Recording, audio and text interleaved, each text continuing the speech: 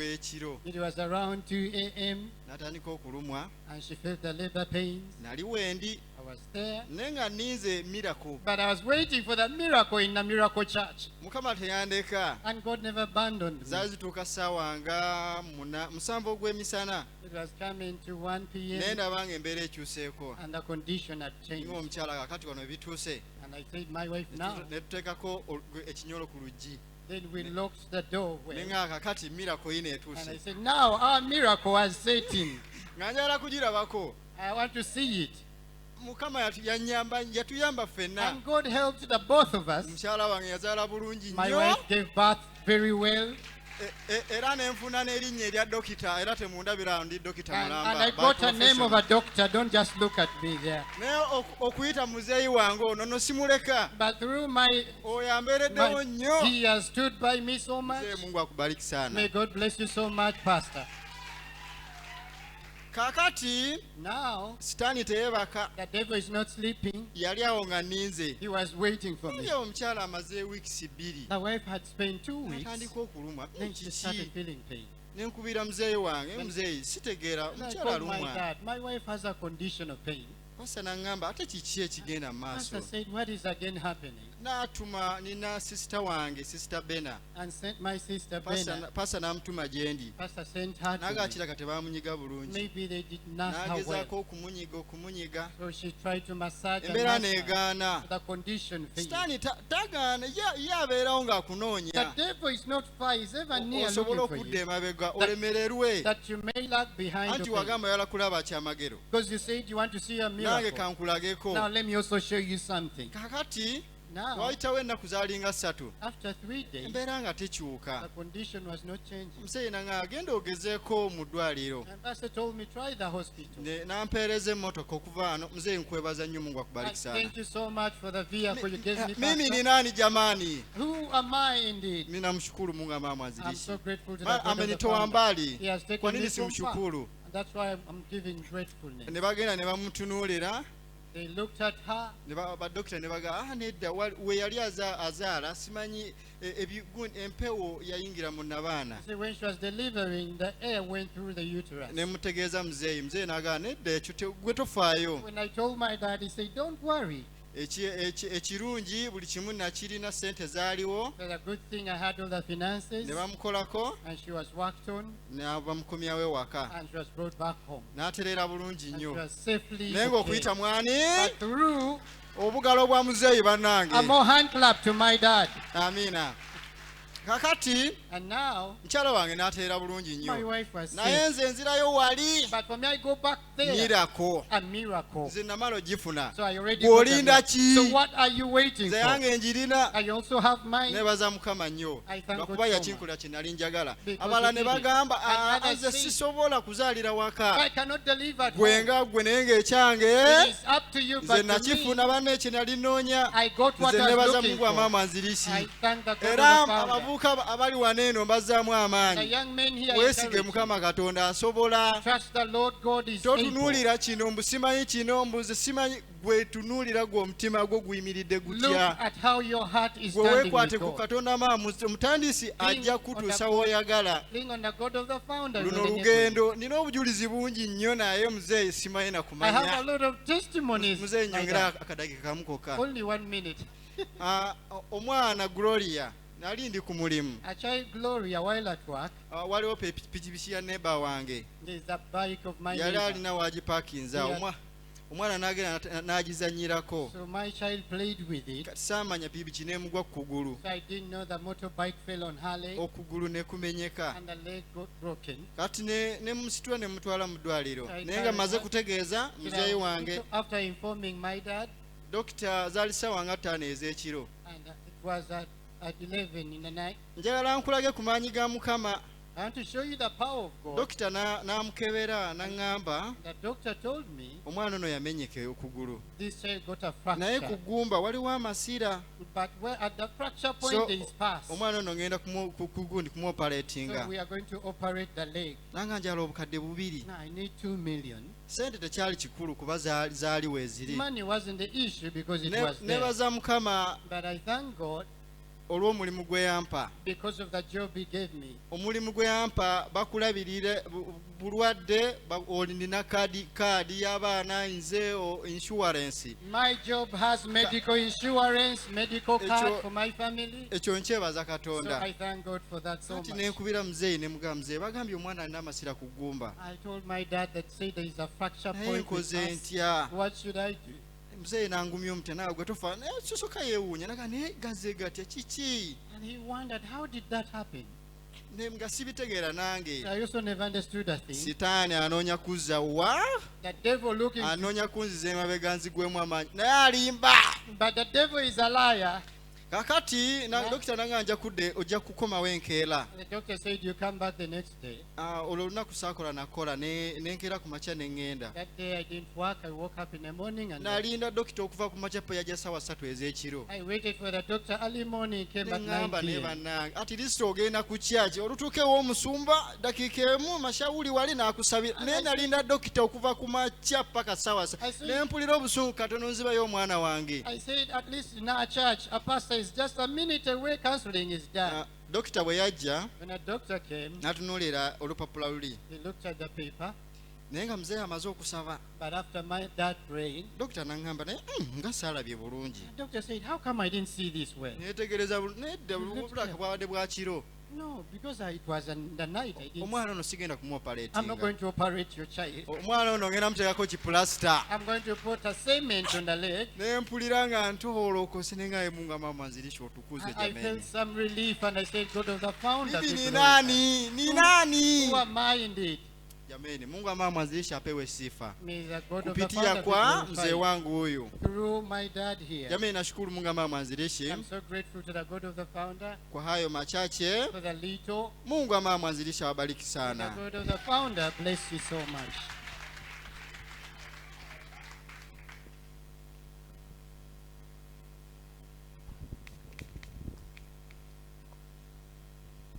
Bwana Yesu asifiwe sana. Bwana atukuze sana. Mimi namshukuru Mungu wa mwanzilishi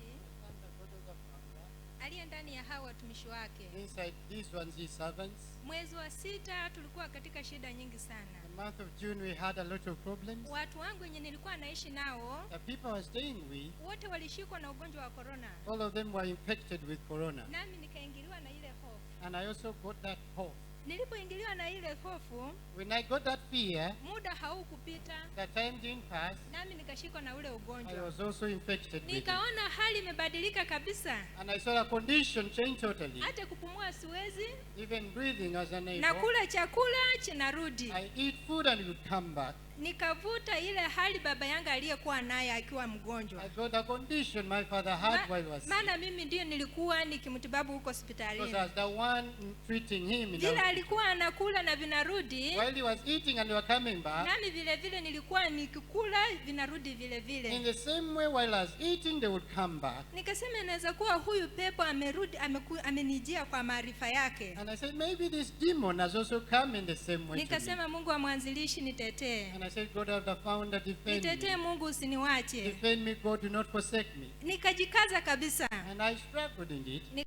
Nikapigia wahubiri masimu, I called pastors on phone. nikawaambia mama yangu nayeishi naye na baba na mtoto wake wote wameshikwa na ugonjwa, na nami pia nimeshikwa. I told them our entire family is infected with corona. Aya, pasta akaniambia, na imani yako yuko wapi? And the pastor asked me, where is your faith? Nikamwambia mimi naamini Mungu wa mwanzilishi, I told him I do believe the God of the founder. ukisimama kule na ukiniombea, If you be there and pray for me, hakika nitapona. surely I'll be healed. Akasema pengine unataka kwa kupeleka hospitalini. And he said, maybe you want to be admitted to hospital. Nikasema And hapana, I said, no, niombee. just pray for me. Pasta aliponiombea, When pastor prayed for me, nikamwambia na hii hali ilikuwa ndiye iliua baba yangu. and I told him this very condition killed my dad. Akakemea yule pepo. And he rebuked that demon. Nikajirudia kwa damu. And then I went back. Nikasema hii pepo imekuja na maarifa, lakini ni shetani wa damu. I said, this demon has come, but it's a devil of the blood. mtu wa Mungu alipoomba, when the man of God prayed, hiyo hali iliondoka. that condition went away. Lakini ilikuwa hata nikitembea, Even mere walking, inashika hii miguu, hata naona naisha nguvu. I could feel that legs are running out of Ninajaribu strength. kutembea, naisha nguvu. I tried to walk, but I could not. Kupumua sina nguvu. Breathing, I never had the Lakini energy. nikasema nitashika na wewe mieleka. And I said, let me go Mpaka with this nitakushinda, one. sitaenda hospitalini. It has been at long since Hakika I Mungu went to amwanzilisha anapona. Surely the God of the founder Mungu heals. aliniponya korona,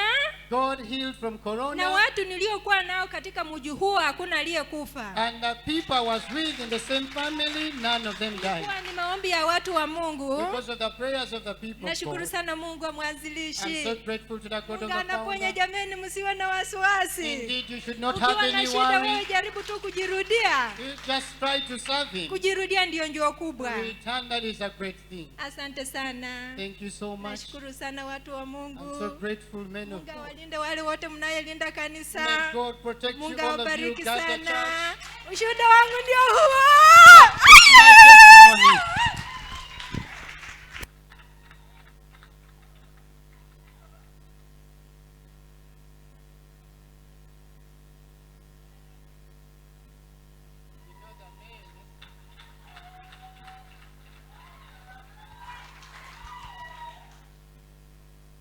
oganya okutuweera afu ojja kuweera setaani. You refuse to testify to us, you'll give it to the devil. Otuweera bayibuli etugamba nti baawangula The Bible says they overcame lwa bujulizi bwabwe by the word of their testimony. ne bawangula setaani. They overcame the devil. Owooluganda yawangula, Now, a brother won, muzungu naye n'awangula. and Muzungu also won. Bwana asifiwe. Praise the Lord. Haleluya. Hallelujah. Tunashukuru sana Mungu wa mwanzilishi We are so grateful to the God of the founder, ndani ya mtumishi wake. inside his servant. Najua muwazima I know you are alive, lakini muwaoga. but you're cowards. Niwaambie kidogo, nimeambia kijana mmoja hapa, mama mmoja hapa saizi si kitambo, I told some lady back ago, tusome Ufunuo. let's read the book of Revelation. Sijaanza injili I've not started the wala gospel, sijafungua ibada, neither have I opened the service yet. nafuatizia ushuhuda. I'm following it up with a testimony. Bwana Yesu asifiwe kanisa. Praise the name of Jesus. Bwana asifiwe kanisa. Wapigie makofi waliotushuhudia. A mighty hand clap for the people who have testified. Huwezi ukakosa yale Mungu amekutendea wewe. You cannot lack to say on what God has done for you. Huwezi. You cannot. Aliye na mwana The one who has a son hakosi ushuhuda nao. does not lack a testimony to give. Lakini shetani But the devil, anasema usiniaibishe. he tells you not to shame Kaa na yourself. mimi hapa, Be with me here. mimi ni ndugu yako. I'm your brother. Shetani anasema hivyo. That's what the devil says. Lakini wewe But you, si ndugu ya you're shetani. not a brother of the devil. Wewe ni mwana wa Mungu You are aliye hai. a child of the living God. Tusome Biblia, Let's read the Bible. Ufunuo 21 The book of Revelation chapter 21.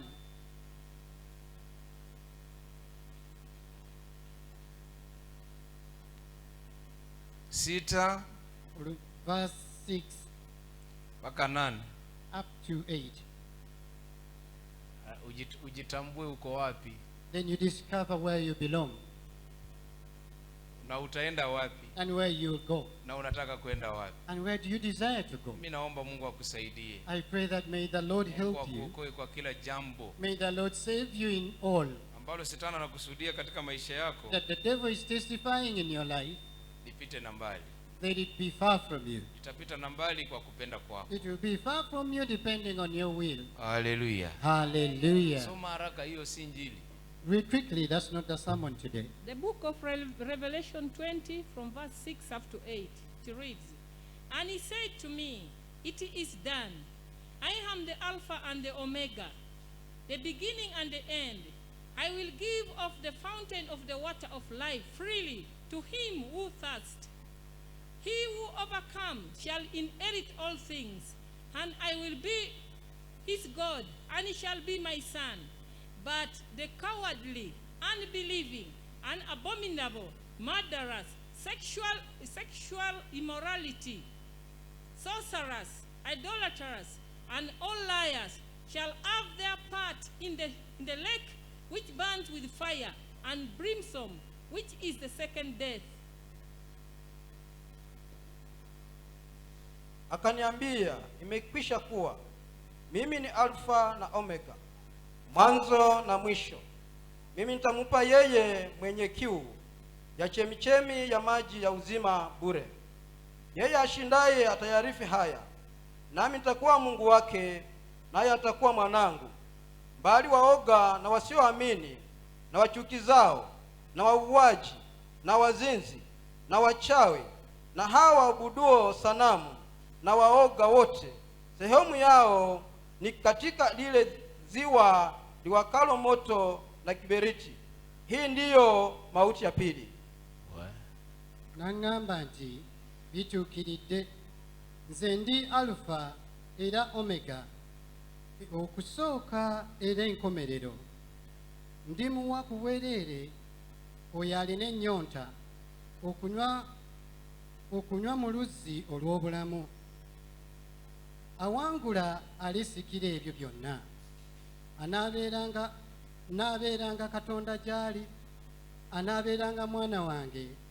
Naye bano wammanga abatiitiizi, abatakkiriza, n'abagwagwa, abassi, n'abenzi, n'abalogo, n'abasinza ebifaananyi, n'abalimba bonna, omugabo gwabwe gulibeera mu nnyanja eyaka n'omuliro n'ekibiriiti. Okwo kwe kufuuko kubiri. Amen. Amen. Imekwisha kuwa. It has happened already. Msalaba nimetoka. I've left the cross. Nimelipa deni I've already paid the price la dhambi zao. for their sins. Amani nimewapa. The peace I've given to them. Baraka nimewapa. Blessings I've given them. Imekwisha kuwa. It has Kwa happened. sababu yeye ndiye mwanzo Because it's the beginning na mwisho na hakuna mwingine. and the end, and there's no other. Lakini anasema, But he says, bali wanaoitwa waoga, but they, the cowards, watu wasioamini all of them that do not believe katika lile neno lake, in his word, nimekupa nini? what has he given Nimekupa you? uzima, I've given you life. nimekupa It afya. has given you health. Mwingine ataaminije kwamba mimi Mungu niko? Who is that who is not believing that I'm there? Bwana Yesu asifiwe. Praise the name of Jesus. Wacha tukome hapo. Let us stop there. Niwashukuru sana Let me thank you so much kwa kazi nzuri nyingi mnazozifanya. for the great, wondrous work you do. Nilipokuja kutoka Mariakani, When I came back from Mariakani, kwa yale tuliyoyaona Mariakani, from all that we saw in Mariakani, yalisikitisha. it was scary. Tuseme tangu tutoke Mariakani To say ever since we left Mariakani, hawajapata mvua. they have never gotten rain. Nchi inashangaza. The country is a wonder. Ng'ombe akufe The cows to die na akauke and even dry up na asinuke. and even not to smell. Si kwamba amekufa kwa sababu ya ugonjwa, Not that he died because of a disease. hana nyasi, It doesn't have pasture. hakuna kitu kabisa. There is nothing at all. Hata sisi wenyewe tulipoenda tulikuwa na hali ngumu sana. And even as we went there, we were in too harsh Hata ukaweka conditions. fani tena moto ni ule ule. Even if you put on a fan, it will be fanning the same heat. Watu hawana chakula. People do not have food. Sisi hatukwenda na chakula mingi. For us, we never went with a lot of food. Nafikiri chakula yote tuliyokuwa nayo, marage nini, ni kama tani 10 peke I yake, think the all food we had was like 10 tons only, kama sijakosea. if I'm not taking it wrongly. Watu wa Mungu, And the people of wazee God, wa kanisa, the elders of the church, angalia hali hiyo. Na ninyi huko mmenyamaza, sisi tuko hapa, tuwaambie. look at that condition. For us, we are here. You're waiting for us to talk to you. Nashukuru Mungu, I thank God. hatukukosa chakula, tulikula tukanywa, For us, we ate and drank. lakini ni ya shida. Tunaona hii ni ya shida hii. But even this is out of struggle.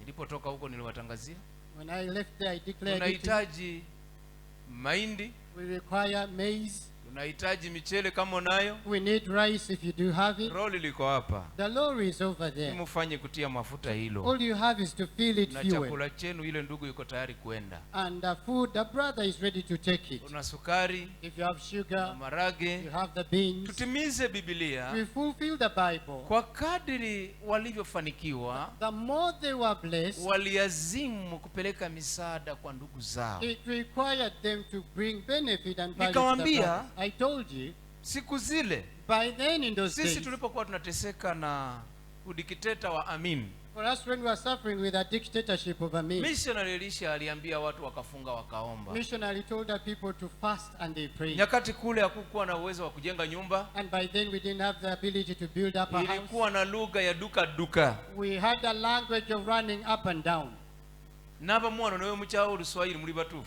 And some of you even to hate the language Swahili, you're Wetogera right. Oluswahili mutuyita babbi. When you speak the Swahili, you call us thugs. Ge mazima mwabona abona That's nnyo. the truth. You suffered a lot. Oluswahili lwalugamba toka toa yote. Swahili used to say panda gari toka toa yote. Kati mulowooza nti naffe wetugamba But now wetubulira you Oluswahili think, tuli babbi. you think we are also thieves. Ekyaleeta ebyo ensi yali mbi. What brought all that? The nation was unstable. Naye missionary But the missionary n'abakkiriza and the believers, ne basiiba ennaku zaali bbiri. they fasted for 2 days. Tewaayitawo ekiro kimu They never passed one night. ne wavaawo ekintu And something went away ekyamaanyi. that was really great. Katonda n'ayimusa abantu. And God raised up Amiini people. yali atiibwa nnyo nnyo nnyo nnyo. Amin was so much N'abazungu baali feared. bamutya. And even the whites feared him. Naye baamukuba yadduka nga ayambadde gomesi. But they chased him while he's in a Gomesh. Naye yali saala. But it was out of prayers. Bwana sifiwe. Praise the Lord. Okikubireko mu ngalo. So give a mighty hand clap for that. Kati abantu abo obanga beewaayo If these people sacrificed ne themselves, basiiba ne basaba, they fasted and kati prayed. leero bo bali mu buzibu. For them, they're in trouble now. Ffe tuli bulungi. For us, we are stable. Lwaki tetwewaayo nga Why don't we dedicate ourselves for them?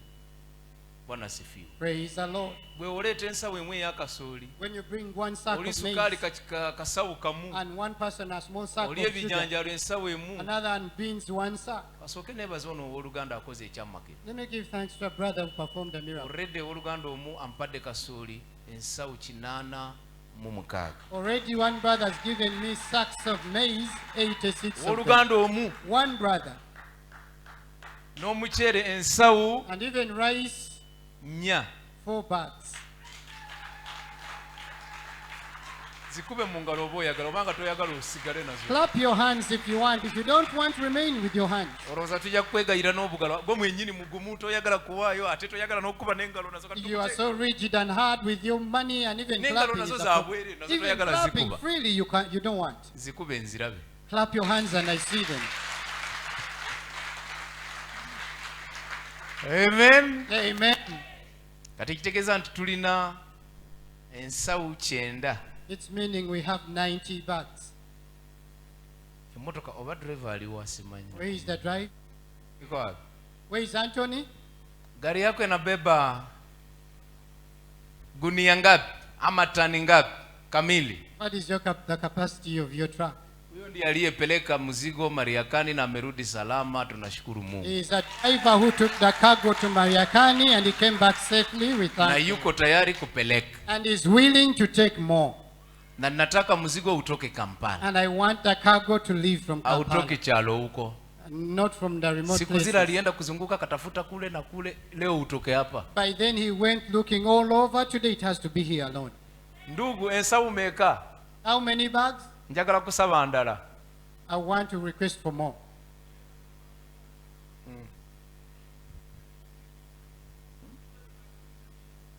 Kama gunia? Abasoma. Now, mathematicians, Tusigaziza ensawu meka? how many bags are we missing? Outstanding balance. Yeah. Wamubeera obweru mwasama. When you're out there, you're good at gaping,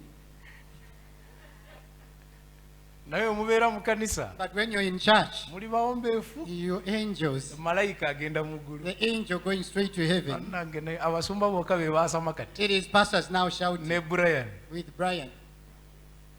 Amen. Amen. Tosigaziza ensawu meka? How many bags left? 3.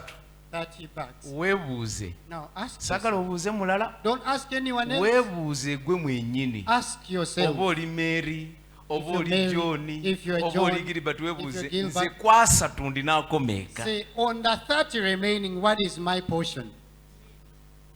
we tuva wano When we leave here, oŋŋambe nze ndinaayo emu you tell ndinaayo me, I bbiri have ndinaayo one, I have zonna two, or I have all.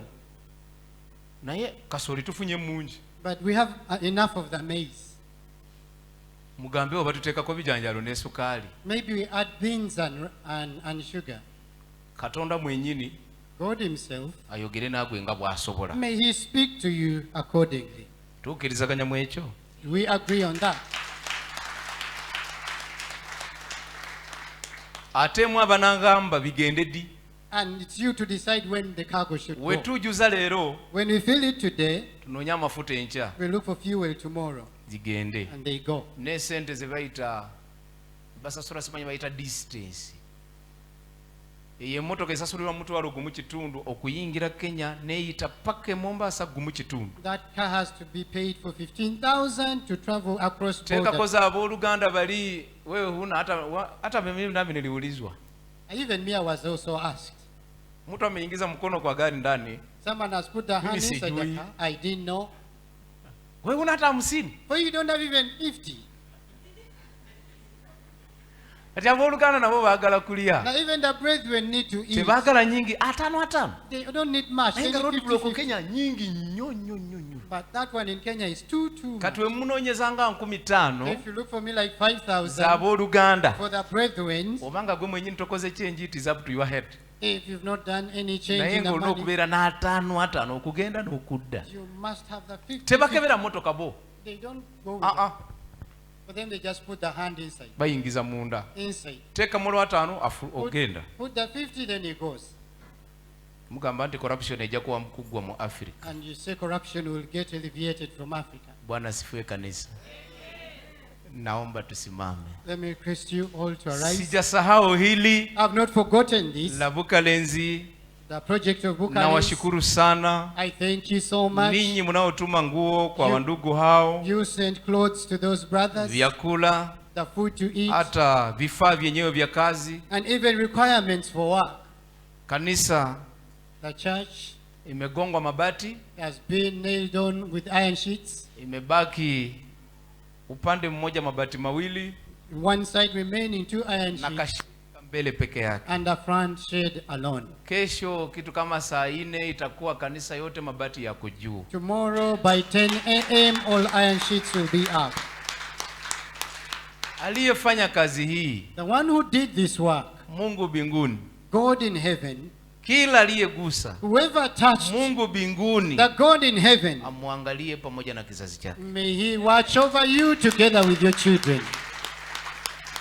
Wanyanya kama wale, And the grannies like them, hata kila wanachokiona kinaingia pale, hata wanaimba tu. and everything they see there coming in, they just sing. Furaha walio nayo, The joy they have, furaha ile the other joy, ikawe ndani yako, let it be also in you kwa sababu ya kazi ufanyayo. because of the work you're doing. Kila aliyejitoa, Whoever committed umepeleka himself, sukari kilo moja, if you took 1 kilo of umepeleka sugar, nini, unga, whatever you've taken, maybe flour, Mungu akukumbuke. may the Lord remember you. Mungu akukumbuke. And may the Lord remember you.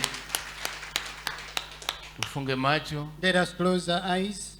mama daraja tufungulie ibada hii. The deaconess to open up the session.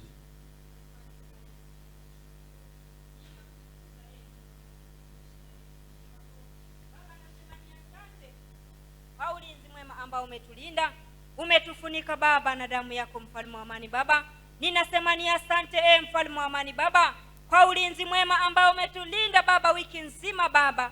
Hata tena Baba, tazama umetupa tena asubuhi njema kama hii Baba. Baba, twasema ni asante. Hakika ni pendo la pekee ambalo Baba umetupenda. Ni wengi Baba wameshindwa Baba hata kuiona asubuhi hii Baba. Tazama, twashukuru Mungu wa rehema Baba, ambao Baba umetuajalia Baba kupumua mpaka dakika hii Baba. Tunakushukuru mfalme wa amani Baba. Tazama msaidizi wa mtumishi wako ambaye Baba umemsimamisha mbele zetu Baba, umemsimamisha katikati yetu mfalme wa amani Baba. Ninaamini hana lake la kunena, bali wewe ndio naenda kumtumia kama chombo. Masi mwana wa Mungu Baba, lile ambalo likaweze kutua kwa mchana wa leo, nikiamini masi mwana wa Mungu, kila mmoja uliyemleta hakika ni mali yako Baba, na uko tayari Baba kunena nasi. Ibada hii Baba na ikabidhi mkononi mwako. Jalia yule ndugu, jalia yule dada uliyemleta Baba kule kusikiliza Baba, kule kupokea lile ambalo umelitayarisha Baba kwa ajili Baba ya maisha yake mwana wa Mungu Baba. Ninaamini Baba hakika uko tayari Baba kunena nasi Baba. Ni asante, naamini Baba umesikia, naamini Baba umetenda. Ni katika jina lako Yesu Kristo aliye Bwana na Mwokozi wetu nimeomba, Amen. Kwa heshima zenu naomba tukae. For your honors, please be seated. Nimesahau lingine, I've forgotten another. nazidi kuambia vifaa kanisani hapa hatuna. I continue to tell you things we need here in church, we don't have. Lingine nalo nimesahau ni hili tangazo We kidogo do- tu. we Soma do- just read the way it is. We do have a brief announcement to pass across. This is from KCCA, Kampala Capital City Authority, for a better city. Office of the LC5 Area Lord Councillor, Nakawa 4 Division. Job opportunities. The LC5 Area Lord Councillor wishes to inform his constituents that there are job opportunities or vacancies for female, that is ladies, from the age of 22 to 35 years of age to work abroad. Those interested should come along with these 3 items. Number 1, the passport size photographs and a copy of the national identification card. Please note that this chance goes to the people of Mbuya, Bugolobi, Kiswa, and Nakawa, irrespectively. Please visit his offices in Mbuya, Chinawataka, or call on the numbers I'm going to read: 0752 503 899, or call on 0786 969 973. Yours sincerely, Charles Mpindi, Local Councillor, Nakawa 4.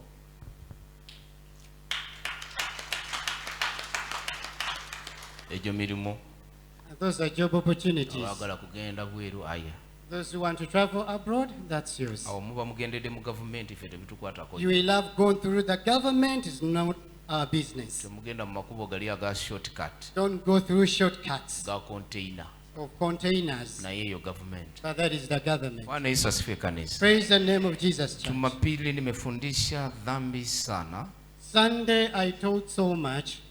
Ningependa nifundishe lingine leo I desire to teach something kulingana na else. jinsi Mungu atakavyonisaidia. According to the way God will enable me. Tusome kitabu cha Mithali 10 tukianzia 12. Let's read the book of Proverbs chapter 10 from verse Hili 12. linahusikana na maisha yetu sisi wenyewe tunayoishi duniani. This concerns our lives, us who are living in this world. Biblia inatuambia katika kitabu cha Mithali, The Bible tells us in the book of Proverbs, ndugu zangu, katika dunia tunayoishi hii brethren, in this world that we are ni living in, dunia inayokoma, sisi hatuko permanent pale hapa. it is the world that has a limit. We are not permanent in this place. Hapa tu wageni, sote tunapita. Here we are visitors, we are Ni passers Mungu by. akusaidie May God help you. ujiadhari na maisha ya dhambi, You be careful with the life of ujiadhari sin. na maisha ya vita, Be careful with the life of uwe violence. mtu wa kuweza kupenda. You be a person who is able to love. Pendo likae katika maisha yako, Love to dwell na inside your ndivyo life. Mungu ataweza kufanya kazi And that's how God will be able to work na maisha yako, kwa sababu Mungu ni upendo. with your life, because God is love. Sisi kanisani For us in church, kama mtu aliyefika kanisani, just like someone who reached in church, ishi kanisani to live in church, vile ambavyo umekuja kanisani. whoever's come in church, Uabudu Mungu hivi leo. to worship God today. Usiabudu Mungu ukijua nina ya kesho. Don't worship God knowing I have for tomorrow. Abudu Mungu Worship kana God kwamba hii ni siku yako ya mwisho duniani, as if this is your very last day in this maana world. hujui yajayo, Because you don't know what comes hata next, uweke lingine ndani ya moyo wako. for you to keep another word in Ndio your heart. tunapoenda kusoma Biblia, As we go to read the Bible, kitabu cha Mithali the book of Proverbs, 10:12. chapter 10, verse 12. Ishi kanisani mtu wa namna gani? Be in church of what kind of Tusomee a person? Biblia, tunaenda katika mbio za marathon. Let's read quickly marathon reading. The book of Proverbs chapter 10, verse 12. It reads, hatred stirs up strife, but love covers all sins. Kuchukiana huondekesha fitina, bali kupendana hustiri makosa yote. Okuchawa kuleta enyombo nyingi, naye okwagala kubika ku byonono byonna. Amen. Amen. Kanisa The church,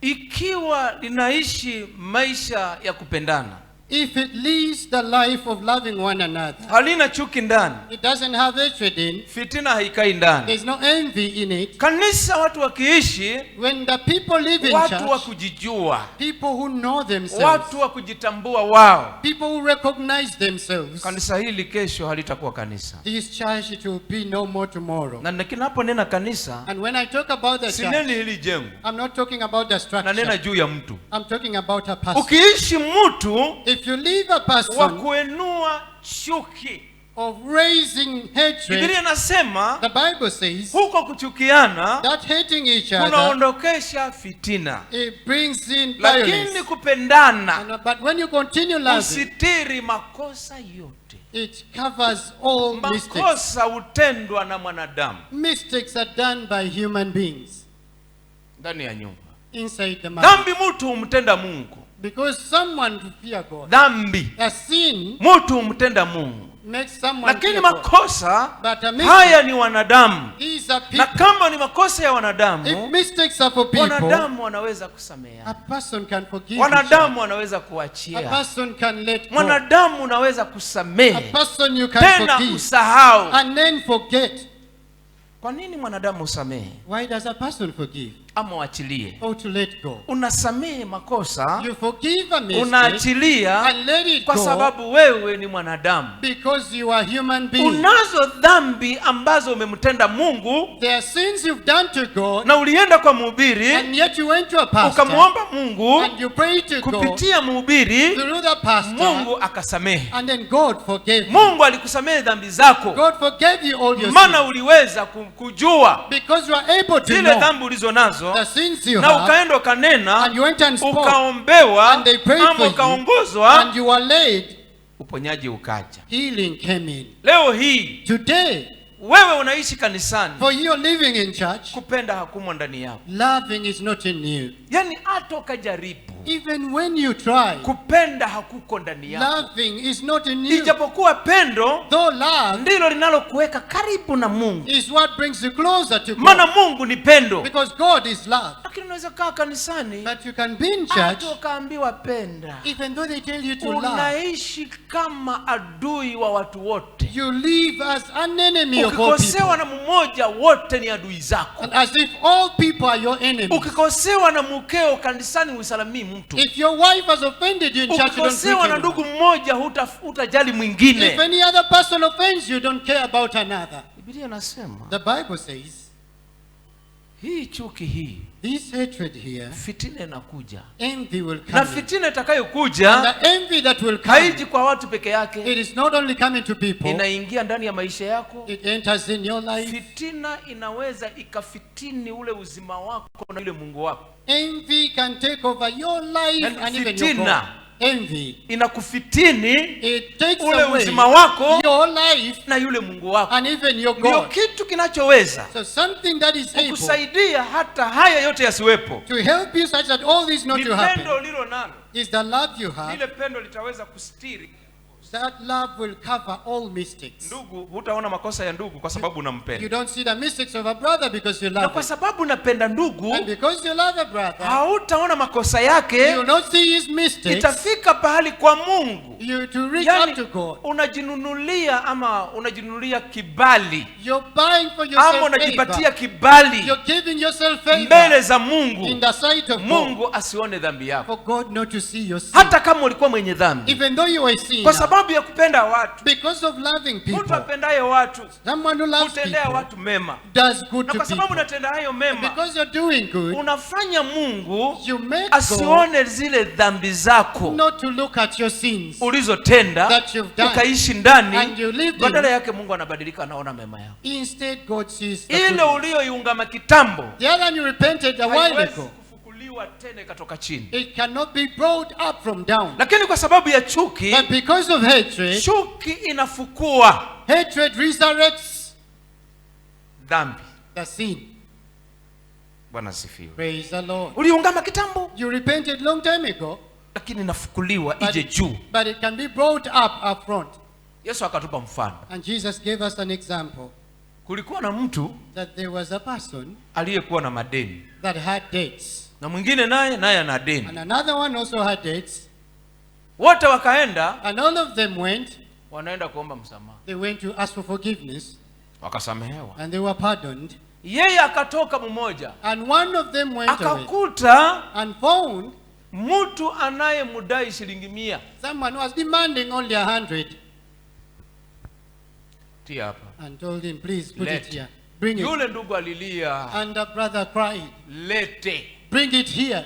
sikusamehi. I will not forgive you. Sasa yule aliyewasamehe nyingi The one who forgave them a big debt, akaja, he came. wewe umekosa nini huyu? What is wrong with Huyu you? mimi namdai 100 yangu. I demand this one, my 100. Huyu amesamehewa maelfu. For you, you're forgiven Huyu 1,000. anamfinyilia And this one is being squeezed kwa 100. for 100 shillings. Unajua yule aligeuka, Do you know the one, the boss Akasema, turned and said, mimi okay, nimekusamehe nyingi, I forgave you a lot. huyu na 100 And this one wewe 100. huwezi kumsamehe, For you cannot na forgive mimi me. nami zile zangu zote. And even me, Weka hapa. put all my thousands here. Na jamaa amekasirika, And the man very angry. imeandikwa ndani ya Biblia It hii, is written in anataka his zote. He wants it back, all of it.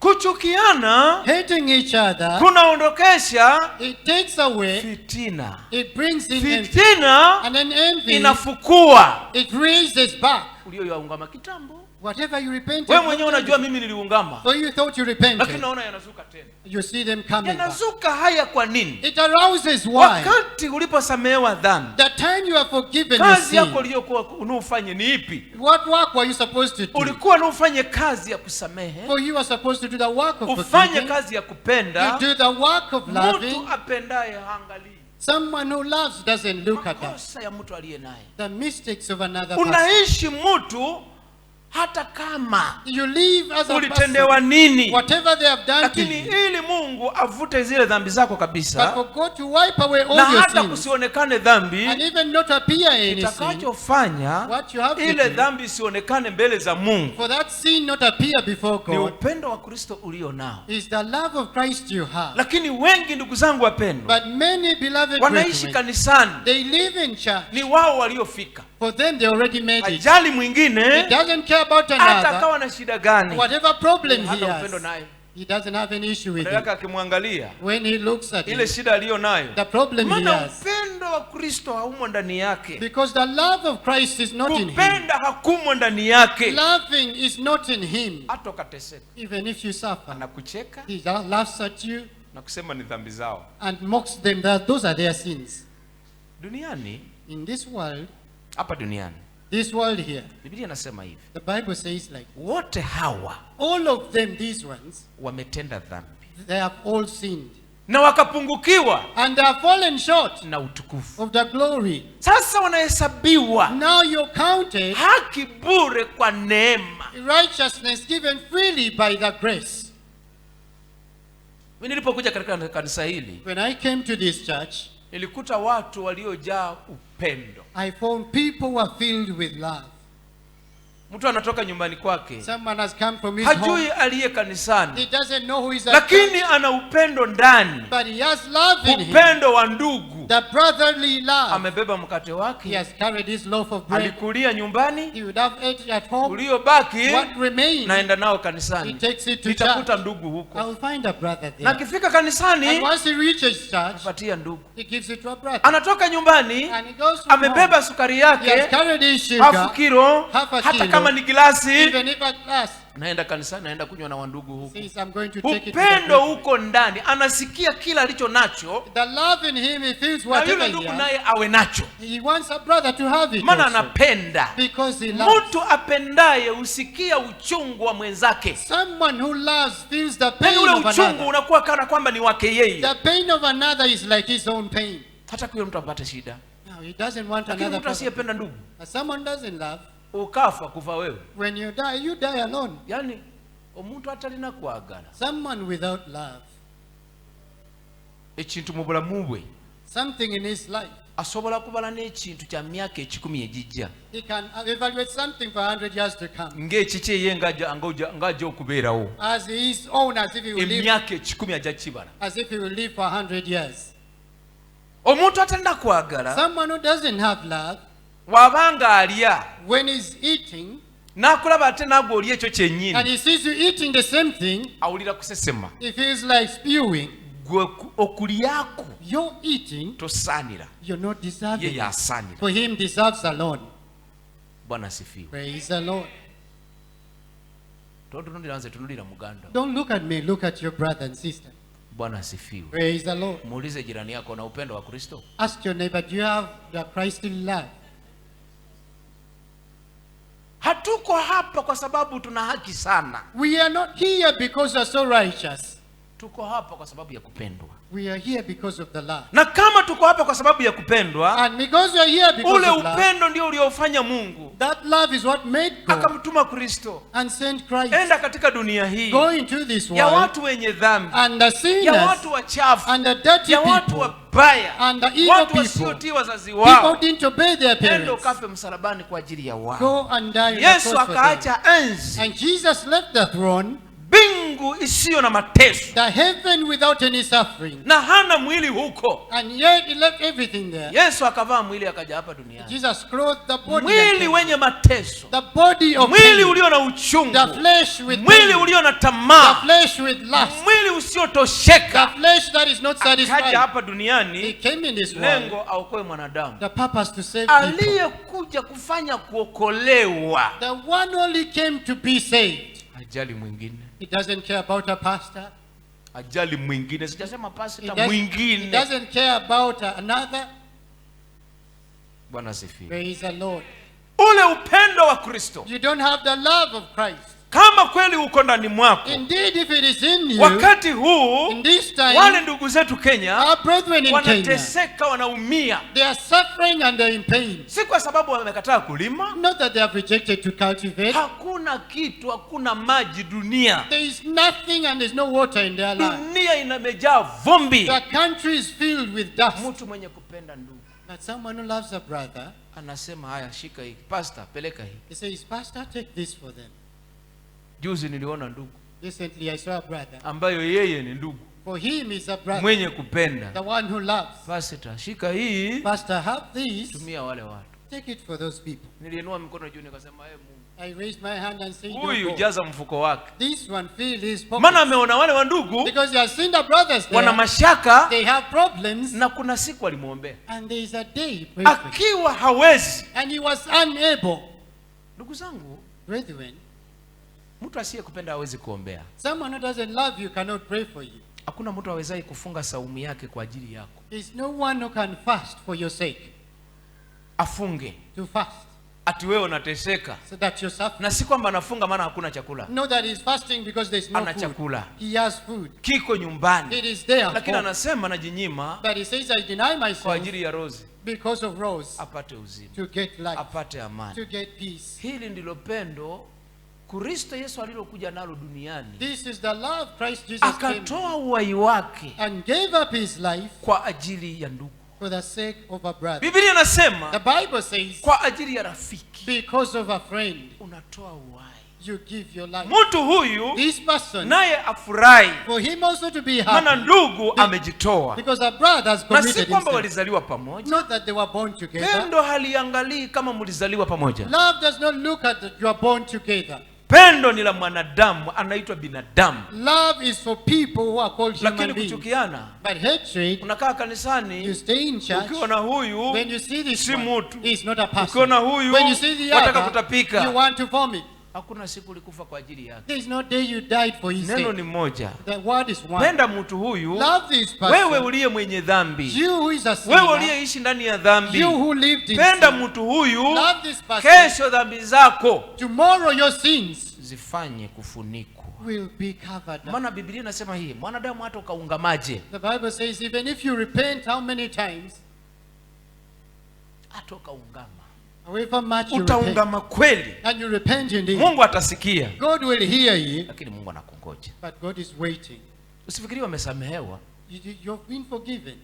Biblia inasema ungameni dhambi zenu msamehewa. Ndiyo, kuna kazi nyingine. The Bible says repentance Kazi is to be forgiven. utakayofanya The work you ili hizi do dhambi zote ziwe zimevutwa for these sins to be wiped away ni ya kutia upendo ule ule wa Kristo. is to bring the other love of Christ. Maana Yesu kukupenda wewe Because Jesus to love you ndiyo sababu akaja. is the reason why he Kwa came. kuja kwake, By his coming kumwaga damu yake, to shed his blood for usamehewe. you to be forgiven. Alikupenda He loved wewe, you. nawe una kibarua. And even you have a Safari permission haijaisha. to Wacha kukaa kanisani unachukia watu. stop being in church hating Wacha people. kutembea unachukia watu. Stop walking while hating Majirani people. huna amani The nao. neighbors you're not Hata at peace kuku with peke them. yake ni kama unakaa na shetani. Even you're alone, but as if you're staying with a devil. Amen. Amen. Wewe umutu wa namna gani Which kind of a person are unayekaa you? ndani ya kanisa hili, The one who stays in this church, kanisa a church ambalo watu wanajifunza upendo, where people are learning to love. na wewe unaangalia mtu kama kisika, hata si kisiki angawa mama atachukua shoka. So you're not looking at him like a stamp, because a stamp can be dug out Mama akaenda kupikia ugali, watoto wakala, for a mother to prepare food for the children. lakini to eat. unaangalia mtu kama mavi, But you look at someone as tool, na ni mtu and yet is a person aliumbwa na Mungu who was created by God kwa mfano. in his image. Yesu akaja And Jesus came, akawekwa msalabani. was hanged on the cross. Aliwekwa He msalabani, was hanged on the cross. kilichotoka pale ilikuwa ni damu. What came from there was sin. Ndio unapokaa katika kanisa hili, That's why when you're in this church, popote unapoishi, wherever you live, ona mtu unayemuona, look at the person you're seeing. huyu ni kama mimi. That one is like me. Sote All of us. tutaingia hapa kona nne. We shall enter into the four corners. Hakuna yule atakayetoka hapa sijui akaushwa aweke wapi. There is no one who will be eliminated and put Kuna in some siku dry place. utaondoka hapa duniani. There is a day you leave this Sasa place. mtu huyu unayemuona mbele Now, the yako, person you see in your awe presence, jirani, be it a neighbor, awe ni mwanao, be it your child, awe ni mfanyakazi, be it a maid, awe ni nani, whatever the person might be, muone mtu huyu ni wa muhimu sana na umpende sana, that person is highly valuable, and love him so tena much. umpende kwa moyo. And love him wholeheartedly. Usiwe kama mwanamke aliyezaa watoto Don't be like a woman who gave birth to children na apende yule baba aliyemzalisha. and she doesn't love the midwife. Huwa sijui unatumia akili gani. And I don't know what kind of knowledge. Usiwe you have. kama tajiri, Don't be like a rich man, tajiri a rich person, aliyekaa na Lazaro. the one who stayed with Anaishi Lazarus, naye. and he lived with Huyu him. Lazaro kwani alikuwa anafanya kazi gani? What kind of work was Biblia Lazarus inasema doing? alikuwa anakaa miguuni mwake. The Bible says he was staying Miguu at his yake feet. aliyekuwa yeye ndiye aliyekuwa anapanguza pale anakanyaga, He was cleaning wherever the rich man was lakini stepping, hakumjali, but he didn't care for him. hakumjali, He didn't care for him. hakumpenda, He didn't love him. hakutaka aguse kilicho He chake. didn't desire him to touch what belongs to Maisha him. yake yalikuwa wapi? Or where was his life? Bwana asifiwe. Praise the Lord. Haleluya. Hallelujah. Hata kama ni mfanyakazi wako, And even if it's your house help, awe anaosha choo yako, maybe cleaning your toilet, awe anaosha nyumba yako, maybe cleaning your house, awe anapikia mwanao, maybe prepares food for your children. huyu ni mtu wa muhimu This is sana. a very important person. Pende kama vile unavyopenda mwanao. Love him just like you're loving your own child. Acha niwaelimishe kidogo. And then educate them a little. Kwa mfano, For example, unaweza ukawa umekaa ndani ya basi, maybe you can be aboard a bus unasafiri, in a travel, wewe unanunua kuku kila na kunywa na kutapika na unaendelea. or you buy chicken and eat, and then you vomit and go on. Lakini kuna mtu hapo mbele amekalia scan, But there is someone ahead who is seated on a, ndiye amebeba maisha yenu nyinyi wote. there is someone seated on a scan carrying all your entire life. Akilipeleka mtaroni mwafa nyote. If he takes you in a trench, all of you die. Ni sawa na mfanyakazi ndani ya nyumba. It is the same with a house helper in the house. Akipigia mkojo, mtakunywa nyote, mtakula nyote. When she prepares urine, all of you will eat and drink of the same urine. Thank you so much. Mwebaze no kwebaza, mwebale nnyo. Na umekula mikojo yake. Yet you drank her urine. Tuko kanisa ama tumeenda Are wapi? we in church or we've left? Hii Biblia inasema tupendane. This Bible says we should love one another. Pendo halina huyu ni masikini, huyu ni tajiri. Love doesn't have this one is rich and this one is poor. Linastiri makosa. It covers all mistakes. Kwa sababu linastiri makosa, Because it conceals all hata mistakes. dhambi yako wewe Even your very own sin uliyoitenda, that you committed. Mungu akaona pendo And God saw lililo love ndani yako. that is inside you. Mungu akaona pendo lililo ndani yako. And God saw the love Hata in you. dhambi zako wewe. Even your very own sins. Waraka wa Petro wa kwanza 4:8. 1 Peter chapter 4 Upendo. verse 8. Usikae humu kanisani Don't be in church here ufanye hasara. and you waste your time. Huna haja ya kupenda. You don't have any desire to Huna love. mtu unajali. There's no one you care Yaani wewe about. ni wewe na maisha yako. It is you and your life. Wewe ni wewe. It is you and you. Niliona I saw one helper. sijui ilikuwa ni nafikiri kwa TV, kila mtu aliona. I think everyone saw it on TV. Katoto kanawekwa chini, A child is put down, kana kanyagwa, being stepped over, kanapigwa. and being hit. Kwa nini huyu aingie uchungu namna hii? Why was this one very bitter like this? Anaingia uchungu She feels so much maana pain hawa anaofanya kazi nao because the people she's working for hawampendi. don't love her. Ukipenda mtu When you love someone, unatamani awe kama wewe. you desire them to be like you. Ukipenda mtu When you love someone, unatamani avae kama you wewe. desire them to dress like Ukipenda you. mtu When you love a unatamani person, akule kama you wewe, desire him to eat hata like kama you. huna uwezo, Even though you don't have, lakini kwa sababu but unampenda because you love him, unajikuta umetoa. you find yourself giving to him.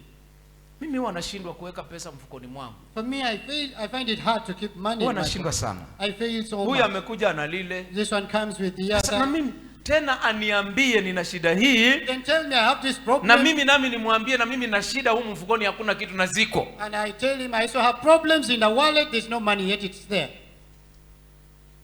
Hakuna siku nitakufa nizikwe nazo. There's no day I will die and they bury me with the Huyu money. mtu pengine angeenda akafa saa hii, Maybe if this person can go and die now, ama akaiba akapigwa, or to steal and be beaten lakini up. mimi na mitwalo miwili. But I have Saa 20,000. hiyo hiyo That very moment, ukampa, anaenda kupona akimtukuza Mungu. I'll give it to him and we'll go glorifying God. Wakristo A Christian, wamekaa kama watu waliofika mbinguni na yani wakachunguza mbinguni, believers are like people who went to heaven and saw heaven. wakaichunguza They looked at heaven na thoroughly well, wakarudi wakakaa duniani, and they came to live in this wanajua world. mbinguni jinsi kulivyo. They know how heaven is. Umepata ndugu? You found it, brother? Sijui kama ni hapo. I don't know if it's there. Petro wa kwanza The book of 1 Peter, 4:8. chapter 4, verse 8. Zaidi ya yote iweni na juhudi nyingi katika kupendana, kwa sababu upendano hustiri wingi wa dhambi. Sikiliza vile Biblia Now inasema, listen to what the Bible says. zaidi ya yote, Above all things, zaidi ya yote, above all things, iweni na juhudi nyingi. be with much labor Na hili neno kupenda hili, of loving. kwa sababu upendo Because love, unastiri wingi wa dhambi. it covers a Una multitude dhambi of sins. nyingi, You have a lot of lakini sins, kwa sababu but because duniani hapa in this world unapenda walioumbwa na Mungu, you love those created kwa by God. sababu unapenda walioumbwa na Mungu, Because you love those created Mungu by God, anakuangalia God looks at wewe ni you, mwenye dhambi. you are a sinner.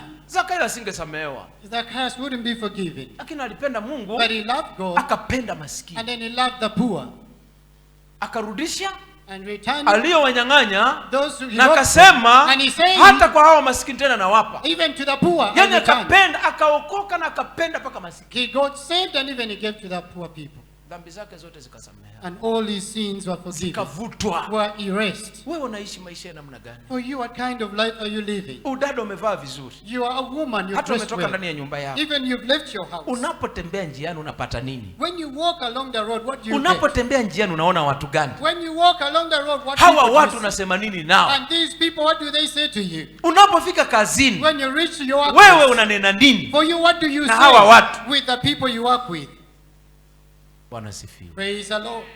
Upendo wa Kristo, The love of Christ, unapokosa kupenda, when you fail to love, utaishi maisha magumu you live a hard ya life kushangaza. that is amazing. Maana wewe Because you unaona wewe ndio naumwa see this you is na hurting, mwingine haumwi. and others do not have. Unaona wewe ndio You nachoka see this na mwingine hachoki. others don't get Unaona tired. mwingine You see another, yeye asikii njaa, for him it wewe doesn't ndio feel unasikia hungry. njaa. It is you feels hungry.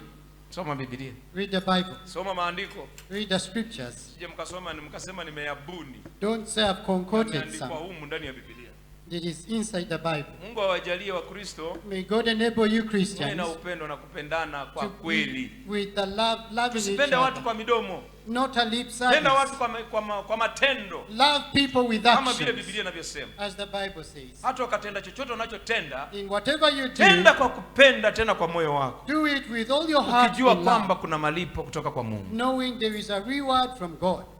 Kama umepata 1 Peter chapter 4, verse 8, it reads, "And above all things, have fervent love for one another, for love will cover a multitude of sin."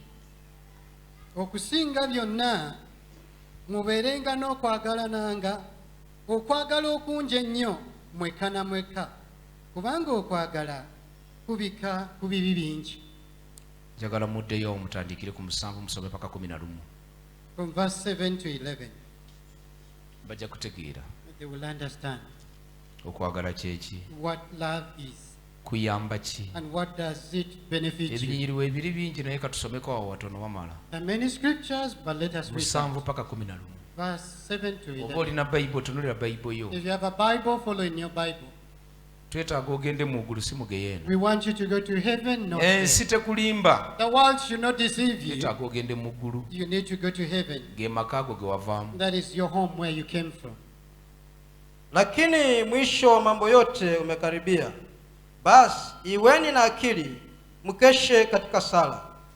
Zaidi ya yote iweni na juhudi nyingi katika kupendana, kwa sababu upendano husitiri wingi wa dhambi.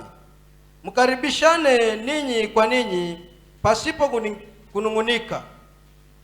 Kila mmoja kwa kadiri alivyopokea karama, itumieni kwa kuhudumiana kama mawakili wema wa neema mbalimbali za Mungu. Mtu akisema na aseme kama mausia ya Mungu.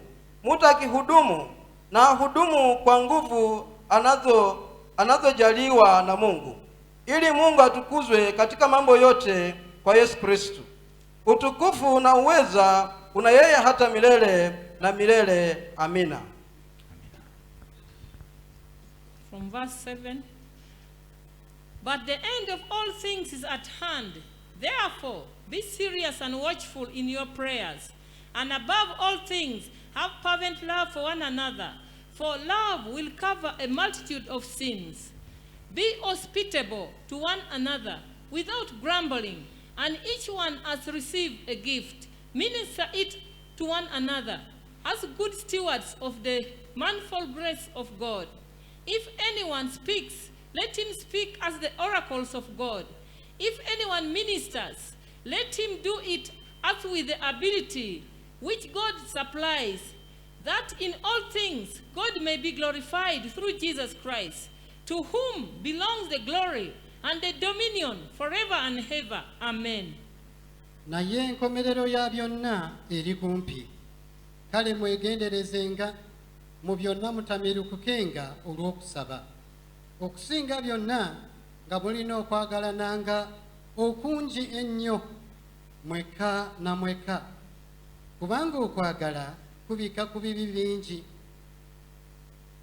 Nga musembezaganyanga awatali kwemulugunya, nga buli muntu bwe yaweebwa ekirabo, nga mukiweereza mwekka na mwekka. Bwe mutyo ng'abawanika abalungi ab'ekisa kya Katonda ekitali kimu. Omuntu yenna bw'ayogeranga, ayogerenga ng'ebiragiro bya Katonda bwe biri. Omuntu yenna bw'ayimirira oweereza, aweerezenga ng'amaanyi ga Mukama bwe gali mu ye. Mu byonna Katonda agulumizibwenga ku bwa Kristo Yesu, oyo alina ekitiibwa n'obuyinza emirembe Nemirembe amina. awo wandigambye amina nagwe nga mwoli. Even you would have said amen to that.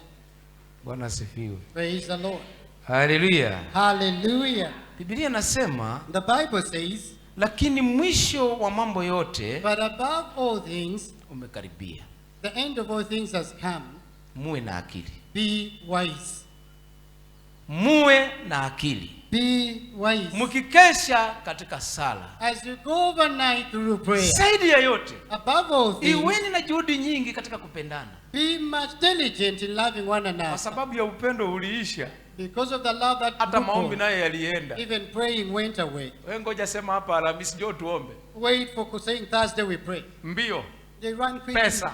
We are looking for money. mbio Quickly. za uchumba, Marriages. mbio Quickly. za magauni, Money for gowns. mbio, yani Quickly. mbio. You're running.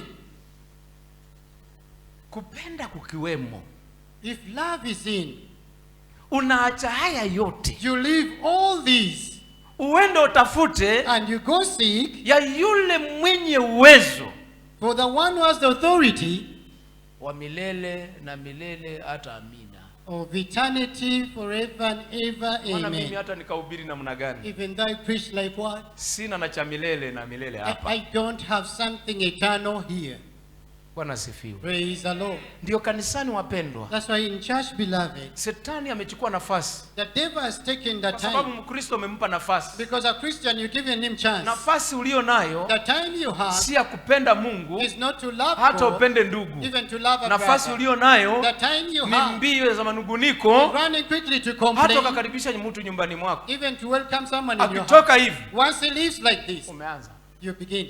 Sasa mimi najiuliza, Now I ask myself, hii nyumba hii this home here iliyejaa manunguniko that is filled with complainings na dharau, and despising kunena, and speaking, Mungu atakujaje hapa? how will God come there?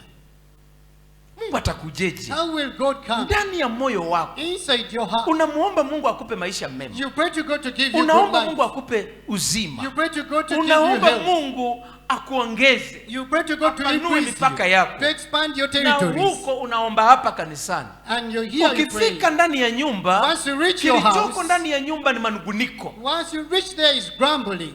uliyoyaona kwa ndugu yule, What you saw from the other brother, uliyoyaona kwa dada yule, what you saw from the other sister, uliyoyaona kwa mzee what you yule. saw from the other Yani elder, hayo ndio nanena. that is what you talk about.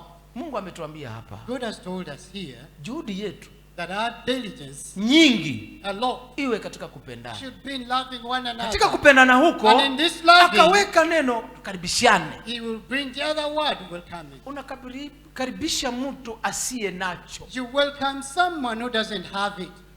unamkaribisha. You welcome them. Karibishe kwako, You welcome them in your ale home anywe. to eat and drink.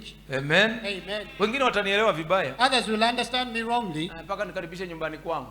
To welcome people at my home. Karibisha mtu kwa mfuko wako. Welcome someone right from your wallet. Katika mfuko wako In your pocket. si kuweza kuja nyumbani Was mwako, not able to come to your kuna house. matatizo ndugu, There are challenges you have. karibu. Have this. Na umemkaribisha, You welcomed him usiongeze kunugunika. and don't add with words of complaining. Mungu atakaa mbali, God will be far. lakini Mungu awe karibu. But for God to be Karibisha near, ndugu, welcome a brother. tena ufurahi. And then be Maana hii happy. Biblia Because inasema this Bible says Mungu mwenyewe God himself, amepatia kila mtu karama yake. he has given Sisi everyone wote his hapa, gift. kila mtu ana karama yake. Everyone here, you have your own gift.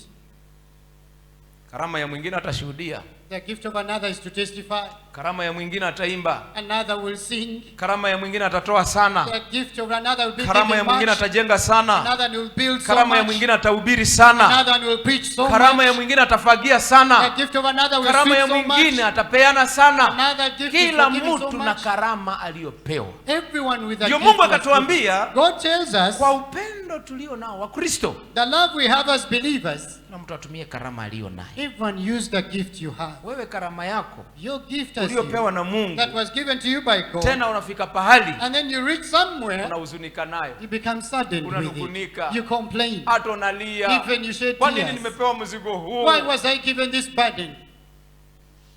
Bwana asifiwe. Praise the Lord. Unaweza You are able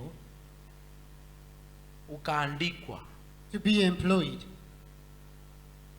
huu mti huu unaangusha matawi. And this tree is falling down, making the leaves to fall Kuna down. mti hapa unaangusha matawi kila siku. There is a tree, the leaves are falling every day.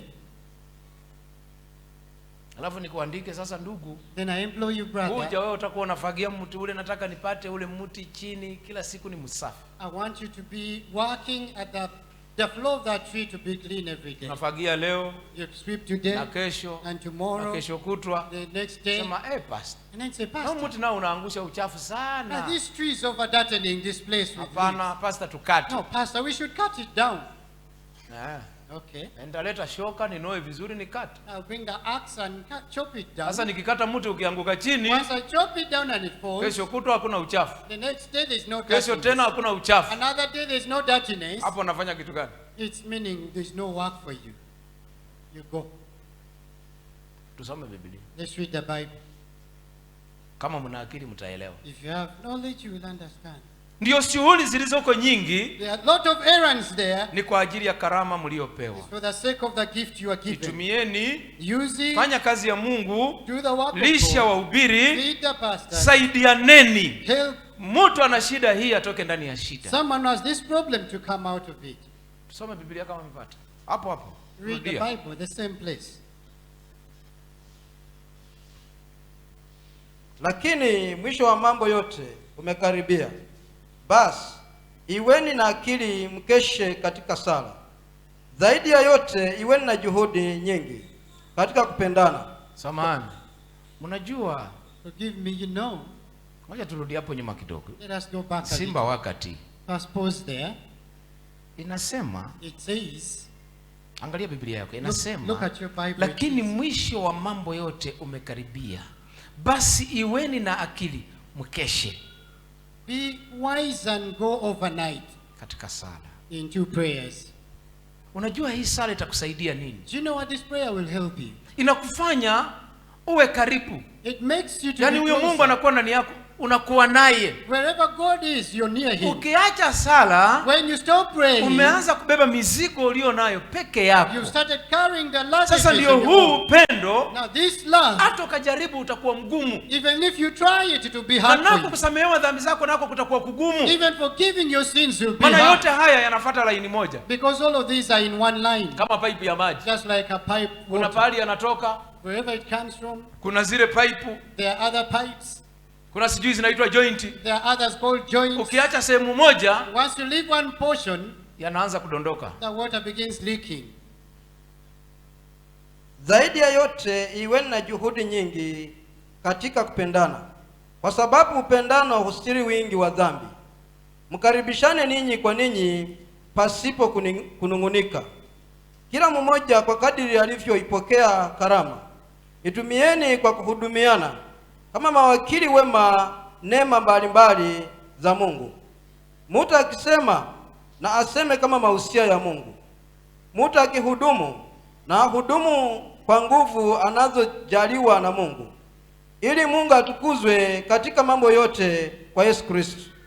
Utukufu na uweza una yeye hata milele na milele. Amina. Amen. Amen. Hapo ni kujiuliza, soma hiyo Biblia leo hii, endo kasoma ukijiuliza maswali. Read that Bible today and ask yourself questions. Wewe katika haya For you in this, uko wapi? where do you fall? Biblia inasema The Bible says, iweni na juhudi nyingi katika kupendana. be diligent in loving one another. Anzia mule nyumbani mwako, Starting from your house. wale ulio nao, The people you stay with. kabla hujatoka kanisani, Before you come to church. na tena urudi And kanisani. then come to church. Hapa unapoishi Where you live. umekuja kuabudu.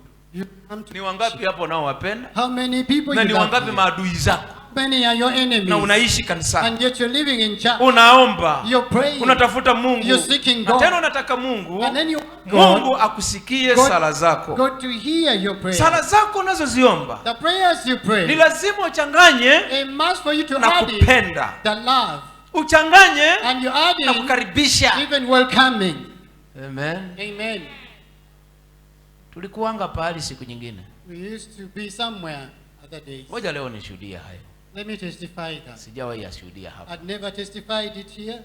Tuliwahi kuwa hapa, You were once here, kukawa na wandugu and we had brothers. wandugu. Brothers. Mikate ikija Once bread comes Na in, napo hapa tena napo kulikuwa na wandugu. and we also had brothers as well, Nao wanakaa. and they also stay the same place. Haya mikati yao hiyo And their bread, na wale and they eat, they eat. mpaka ikifika pahali Until it reaches somewhere, kianza kumea nywele, and once it grows the mold, mikate nayo inamea nywele. you know, it grows mold on Ndio it. wanatoa wanasema haya sasa. Then they say, now this is for you. Shika.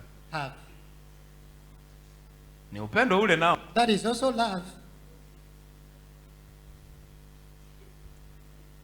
Upendo wa ndugu. Brotherly love. Yaani tukashangaa. Then you wonder, Hii ni hali ya namna gani? which kind of condition is Haya this? ikiwa mingi, And when it is too much, imeletwa ikaletwa ikawa mingi. once they bring and the bread is Waya too ndugu, much. sijui alikuwa nani yule.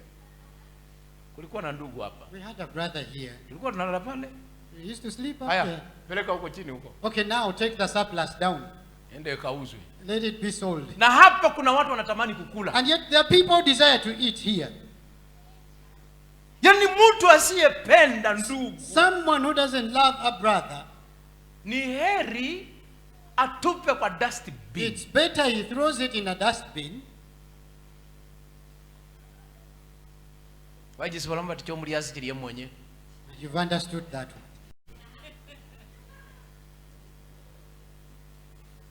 Yaani afadhali mwenye liye newe koja la wali ya. Amina.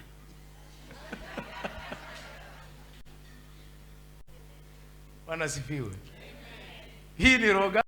Which kind of a heart? Na ni is moyo this? wa namna gani? And what kind of Yaani spirit ni is ndugu, this? He's a ni heri brother. utupe. It's better he casts it out. Jamani, Mungu alikupa akijua ndugu huyu atapitia. God gave you knowing this brother will pass by. Mungu alikupa. God gave you. Mungu hafanyi makosa. God makes no mistake. Na usinugunike And don't complain. wakati unapakua ugali wako. Once you're serving your Ndio huu portion, una kwa masahani. oh, you bring Mara the ndugu naye plates. ndio huyu. Then a brother says, see. Usiulize sasa huyu naye. I said, now, what's wrong with this one now? Ni Mungu alipanga wakati huo. He is a God who planned at Huyu that very ndugu time. aje For this brother kwa to wakati come huo. in that very Maana time. wewe umepewa. Because you're given, Hizi ni karama mbalimbali. these are different Wewe na gifts. umepewa kwa wakati huo, ndugu huyu ala apita aende zake. Even you were given at that time for a brother to eat and Basi continue. mwingine Another one, haya atakukaribisha utakula. he will welcome you and you eat. Lakini mkimaliza But once you finish, mwingine akipita once another person, anakuja. He Sasa angalia. now see, Fulani ametoka hapa saa hii tu. so and so has just Hii left chakula this ungeipata hapa place. lakini You fulani love your amekula. food, but so and so has ate your food. Yaani inakuwa kana kwamba wewe ndio ulikula hiyo chakula ukamaliza, hata yeye huyu hajapata. As if you ate someone's food and the owner has not even got. Inaitwaje Biblia? What does it say in the Bible? Kunugunika. Complaining. Unanugunika mtu alienda kitambo. You've complained about someone who has left long time Hili ago. linafanya Mungu akae mbali na ninyi. This makes God to be far Hili from you. linafanya Mungu asifungue milango yenu. It makes God not to open Hili up your linafanya doors. Mungu asiwape mnachotaka. It makes God not to give you your Linafanya desires. Mungu hata usio na biashara kabisa. It makes God not to care about your business at all. Upewa biashara utalisha nani? To be given business, who will you feed? Kuna watu wanapewa biashara kwa sababu wana watu. There are people given businesses because they have people. Anaomba Mungu nipe He biashara. prays to God, give me a business. Ameona kuna watu. He sees he has people. Mungu nisaidie. God help me. Na mimi nami nitafanya hivi. I will also do this. Ama nitajenga kanisa. Oh, I'll build a Ama church. nitajenga pahali fulani. Oh, I'll build Ama such a nitasaidia place. mtu Oh, fulani. I will help such a Mungu person. akiona kutoka ndani ya moyo Once God sees right from the una lile heart, pendo, the love in you. unaona milango yako. Ajabu ni hii. The amazing thing is this. Kwa hili neno upendo huu. In this word, love. Pendo Love, linafanya kila kilicho mbali ufanye kuona kimekuja. it makes whatever is far from you to Na come near kiko you. mbali kabisa. And yet it's too far, Lakini naona kiko karibu na wewe. but you see it coming Na near you. ulikuwa unatafuta And yet you are seeking for maana it una upendo. because you have love. Lakini mwenye chuki But someone who hapendi hates, watu. he doesn't love people. Huyu This one, hutamani hata kula makombo. you'll work and even you'll eat Na nothing. kama akajaliwa akawa nacho, And if he's unable to have something, maumivu yake ya maisha yakija, the labor of his pains when they come, kukija kichwa kuuma, if it is headache, mtaomba sana, you'll pray so much. mfunge kamba, You'll fast.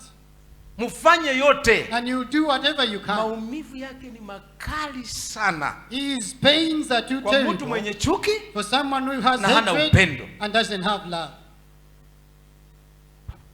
Maana unaomba Mungu, Because you pray to God Mungu yeye anapenda. and God loves. Sasa na unamuomba, Now you're praying to wewe Him, upendi watu but you wake, don't love His people. Mungu anakaa mbali na wewe. God stays far from you. Ukipata kidonda, When you get a wound, yani kinaitwa kidonda. it's called a Kwa wound. mtu asiye na upendo Someone without na love, anachukia watu, he hates people, utajuta. you regret. Yani hata ukapita huko barabarani, Even if you pass by the roadside, yuko hapa someone who is here, na kinanuka. it will be having a stench all over here. Mtu asiyependa watu Someone who doesn't love people. anakuwa na uchungu wa kushangaza. He has amazing pain in Ni him, kama unavuta ule moyo utoke, as if you're pulling his heart out.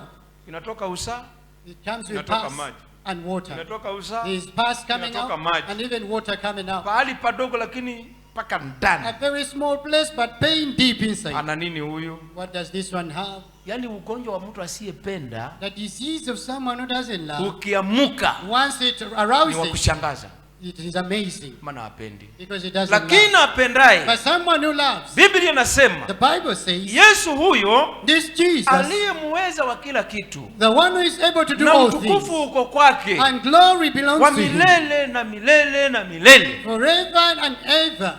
Haukose kukaa ndani ya nyumba ya mtu huyu, He doesn't lack to be in the house of this maana person anapenda, because he loves. ana heshima, He has respect. anajali. He cares. Amen. Amen. Hivi tunaomba makanisa yako humu mengi hayajajengwa. Now we are praying. Many churches are out there not built.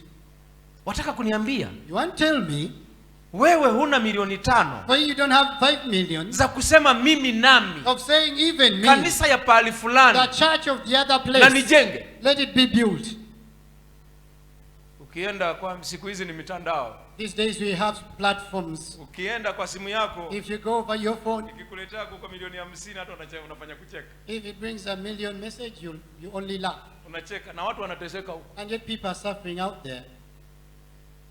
Si wenyewe sisi tulijenga yetu, wenyewe wajenge Of yao. course we built ours. Let them build their own church. Ndugu mmoja tumeenda naye huko Bukarest, One brother we went with in Bukalins, ndugu kadogo hivi lakini kajeuri kama shetani, a young brother like this, very proud of the devil, na hakana kitu, and yet he doesn't have ni anything. masikini tu. Very poor. Ndugu, usikoroge mchanga. Brother, can't you mix the sand? Ninyi kanisa ni yenu, jengeni wenyewe. The church, you build it yourselves. Wakileta ugali wao When they bring their portion, he also eats it ndani, inside. kitu hana ni nini huyu? What doesn't he have in Ana him? upendo. He doesn't have Maana love. mwenye upendo, Because someone with love, iwe si kwao. whether it is not his home, Mimi nimehubiri injili Tanzania, nimehubiri Kenya, a si kwetu. Christian in Tanzania, in Kenya, it's not our home. Kanisa kikukuta kanisa liko hivi hivi, When I naanza find that- mimi kwanza nilicho nacho. I find once a church is in shambles, I Jenga- begin na with si what I kwetu. have. And it's not our homeland. Kwa nini nafanya hivyo? Why do I do that? Hawa wanaitwa watu wa Mungu, These are called the people of God. kwa sababu ni watu wa Mungu. Because they are people of God. Unapofanya, When you do umefanya anything, kwa Mungu, you're doing it for umemkopesha God, Mungu, and you've lent na to unayemdai ni Mungu, and you're na demanding from Mungu God, mwenyewe anajidai akulipe. And God himself demands himself to pay you. Umaskini utakaa wapi? Where will poverty be? Umaskini mwingine tunaweza tukaulea hapa hapa, Poverty can be removed from here. kwa sababu hata ulicho nacho kidogo unaona hiki nikajaribu kitaisha. Because the little you have, once you say, if you give it, Sasa you can finish. unabania. Now you remain with it. Wacha pastor aseme. Let pastor talk. Wacha pastor aseme. Let him talk. Hata hii mitambo tunasema Even the machines we are talking ni about, mtu anaweza kununua. someone can buy them. Wacha pastor aseme. Let pastor talk. Kwani zitatoka hapa mfukoni? Will it come from the pocket here? Unafikiri mimi nitazitoa? You think I'll remove it from you? Mungu aliye mbinguni The God in heaven atazitoa kwa njia yake. will remove it from you in his way. Tusimame. Let's all stand. Siku moja tu mwenyewe atazitoa kwa njia yake. One day he will take it from you in his own way. Si utaki tujenge makanisa? Don't you bring it to Wandugu me? wanajitoa, The brothers are wanajenga committed makanisa, to build churches. wacha Or wajenge. you're saying let them build. Wanajionyesha. They are showing off. Mungu atazitoa kwa wakati wake. God will remove it from you in his own way. Tena utashangaa, And then you will wonder, ni mimi kweli? Is it me really? Sisi tunajenga, The way we are wewe building. upendi ndugu. For you don't love a Tena ni brother. kama tunapoteza wakati. As if you are wasting time. Mungu, ndugu zangu, karama aliyokupa God, brethren, the gift he gave you, itumie. use it. Usifiche karama ulio nayo. Don't hide the gift given Kama you. unapenda ndugu, If you love a brother, kama unapenda ndugu, if you love a brother, hizi ni nyakati za mwisho. these are the end times. Hizi nyakati za mwisho. These are the last days. Unapofanya kazi ya If Mungu, you do the work of fanya God, kana kwamba utafanya kesho. do it as if tomorrow will Unaposaidia never do. ndugu, When you help a brother, unanunua sijui nini, whatever you buy, sijui wacha nunulie ndugu shati, let me buy for brother shirt. mnunulie kana kwamba haukufanya. You do it as if you never Sijui did it for nanunua him. kiatu, I'm going to buy a shoe for you. nunua, Buy it. maana ndugu huyu Because this brother, anastahili kama wewe, he deserves to be like you maana unampenda. because you love him. Mtu aliye na upendo, Someone who has love, mtu anayependa mwenzake. someone who loves another. Wewe unajua hapa duniani You umgeni, know, here on earth you are kwa sababu ya visitors. ugeni tulio nao duniani Because you are visitors here on earth, inafanya sisi tulio wageni, we do, us who are hakuna visitors, asemaye kwamba hapa ni kwetu, there's no one who says, this is my home. kwa sababu hapa si kwetu. Because this is not our home. Twatukanana hapa kwa nini? Why do we insult each other here? Twadharauliana kwa Why nini? despising each other here? Amen. Amen. Kwa nini tudharauliane? Why do we despise each Kwa other? nini tutukanane? Why do we insult each other? Biblia inasema The Bible says, hesabu mwenzako kuwa bora kuliko count the other more worthy than you, nafsi yako wewe mwenyewe. than yourself. Kwa jambo hili Because of this issue, Mungu ataangalia God will see katika maisha yako, in your life. umetembea katika dhambi ngapi? You've walked in how many sins? Umetembea katika maisha gani? You've walked in what kind of Na life? upendo gani ulio nao? And what kind of love do you Maana have? hakuna kiwezacho kustiri makosa dhambi zako, Because there is nothing that can cover your mistakes or sins. ni upendo. It is love. Kibali kimoja peke yake ulicho nacho Only one permission you have kinachoweza kufunika that can cover ama up kusitiri or can conceal wingi wa the makosa, multitude of wingi sins. wa dhambi, Multitude of ni sin upendo ulio nao. is the love that you have. Ukikosa If upendo, you don't have the love, wafufua dhambi zako you arouse all your sins kila siku. every day. Unaungama, You repent. kesho tena unaenda kwa mhubiri. Then tomorrow you go to the pastor. Pastor, mbona mimi niliungama kwa pastor fulani, Pastor, how come I repented with Pastor Nikaungama so-and-so? dhambi hii. I repented this sin. nikaungama dhambi I hii, repented the other sin. nikaungama dhambi I hii. repented another sin. Usiende mbali, Don't go far. uliza moyo wako, Ask your heart. mimi ninapenda? Do I really love? Wacha kuuliza nimeungama, Stop saying that wacha I've kusema repented. nimeungama. Stop saying I've repented. Kuungama umeungama, Repenting, you've repented. lakini kwa sababu ya kuto kupenda mtu But because of not loving a person, aliyo mfano wa Mungu, the one who is the image of God, dhambi zako hazifunikwi, zote zinakuwa. your sins are not covered, they are open wide. Biblia inasema The Bible says zaidi ya yote, that above all things, iweni na juhudi nyingi have diligence katika kupendana, in loving one kwa another, sababu upendano because loving one husitiri another wingi wa dhambi. conceals a multitude of sins. Wataka usamehewe, You want to be forgiven. unapenda nani? Who do you love? Wataka You usamehewe, want to be una forgiven. chuki na nani? Who do you hate? Wataka usamehewe. You want to be forgiven. Tutakutia mikono kwa kichwa kila siku. We shall lay hands over your head every day. Ukija hapa tunatia mkono kwa You kichwa. come, we lay our hand over your Ukitoka head. hapo unaenda kwa TV wanatia mkono kwa You kichwa. leave here, you go on the TV, they Ukitoka lay hapo your ukaenda kwa hand. Mama Fina anatia mkono wako kwa After kichwa. here, you go to Mama Fina, Na lays a hand on uponi. you, and you don't get healed. Kwa nini? Why? Mtu aliye na chuki na watu, Someone has hatred with people. Biblia inasema huyo anakaa ndani ya mauti. The Bible says this one abides in the grave.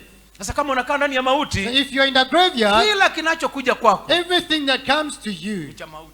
is for the dead. Kila kinachokuja Everything that ni comes cha mauti. is for the dead. Dawa ni moja, The medicine is only Penda. one. Love. makosa yako Your sins will yasitiriwe. be covered. Biashara The iliyokufa, business that died, penda ifufuliwe. love, it will be Biashara resurrected. The iliyokataa, business that failed, penda Mungu alete. love and God will Kazi bring. iliyopotea, The job that penda disappeared, Mungu alete. love God will bring. Lakini upendi, But if you don't love, utaitafuta you'll not see it.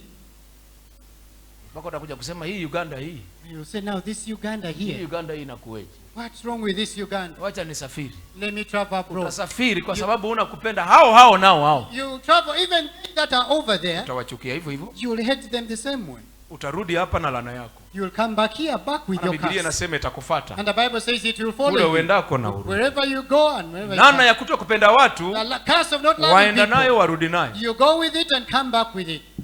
Amen. Amen. Sijui ilianza wapi, I don't know where it began sijui from. ulikataa I baba. don't know whether you rejected Mungu your father. akusaidie. May God help Mungu you. May akusaidie. God help you. Rudisha upendo, Return love. upendo ndani ya moyo wako, The love inside your heart. ili makosa yako yastiriwe, That your mistakes will be dhambi covered. zako Your sins zifunikwe. to be covered. Bwana asifiwe. Praise the Lord. Tufunge macho, Let us close our eyes. kazi inaenda kwa wanakwaya. Back to the choir now.